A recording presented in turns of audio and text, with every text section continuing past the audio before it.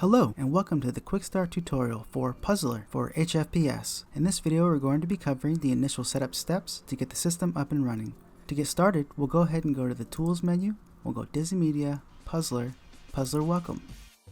Here we have the Puzzler Welcome window, which gives us a little bit of information about the asset, the HFPS version that it supports, the Unity version that it supports, and some buttons down here for the documentation or to review the asset. In the Setups tab, we can see that we have some setup instructions on how to get things up and running. The first thing we'll want to do is open up Version Detect. Here, we can detect which version of HFPS we are using. So we'll assign the 1.63 library, click Check Version, and in this case, I'm using 1.63a. So we'll go Clear Notifications, close it. Now we know to use the 1.63a library in the script editor.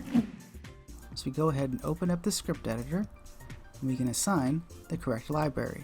In this case, I'm using 1.63a. The latest is 1.63c. Since I'm using A, I'll click A, assign it, and then we can click Update the Scripts to make the script edits.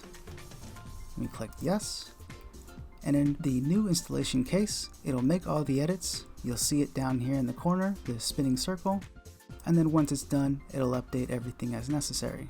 Then you can click Check Scripts to see if the edits are actually present in the scripts themselves. Here we can scroll down to see that the edits are actually present, and once you see that they're all present and everything is good, you can clear the notifications and close Script Editor. Now that we've made the necessary edits with the script editor, we clicked on Activate Puzzler. And click Add, and it will add the define symbol Puzzler present to the scriptable define symbols in the project. Once that is done, you will see that the button has changed to Deactivate Puzzler. You can use this button to remove the define symbol at any time if you're updating or removing the asset. Now that that's done, you can click Import Gizmos, and the gizmos will move over once you click Move. And that's it. Puzzler is now up and running and ready for you to use.